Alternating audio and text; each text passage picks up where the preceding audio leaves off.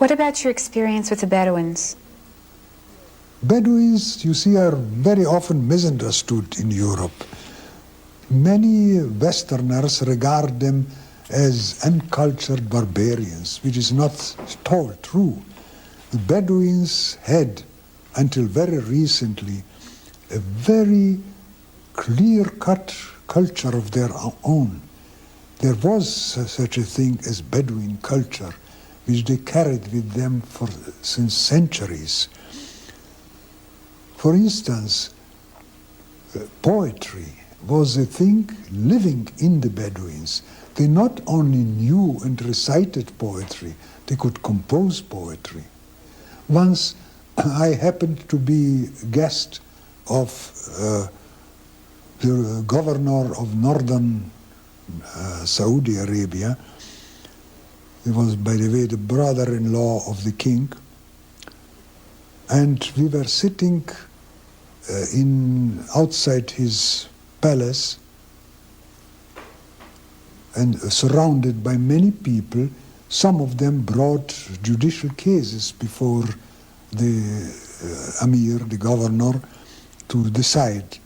And he gave his judgment in this case, in that case, to the satisfaction of all parties. And one Bedouin was sitting next to me, and he turned to me and said, "Did you see that? Did you hear it?" And he recited a poem in the praise, which I later learned was by Mutanabbi, a great Arab poet, in praise of Saifud-Dawla, a Muslim ruler. And in that poet he spoke of the greatness of this man who was able to judge between people and so. And it occurred to me, where in the West could you find a company of unlettered people who would quote, let us say, Shakespeare to you, or Goethe, or so? Impossible. In Europe, in America, culture is reserved to a particular class of educated people, while in Arabia, among the Bedouins, it was spread throughout the whole nation. The Bedouins were as much connected with pre-Islamic poetry as any professor in a university might be.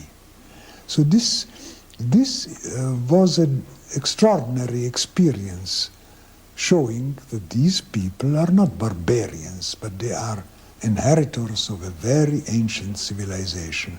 And I began to understand why Islam had to grow up among Arabs in Arabia. This was the proper fertile ground for the spread of a religion like Islam, based on the concept of one God, of everything being within his creation and so on. It seems like all of your experience just made that more profound, from the dangers of the desert and the loneliness of the desert to the beauty of the Bedouin poetry. Yes, of course, these are connected. It is precisely enjoyment to enter a Bedouin tent and be received hospitably. Of course, hospitality is part of the Bedouin character, which is inseparable from the Bedouin character. And then being addressed in verses by the host, in verses which were impromptu, composed, suiting the occasion. And this happened very often to me.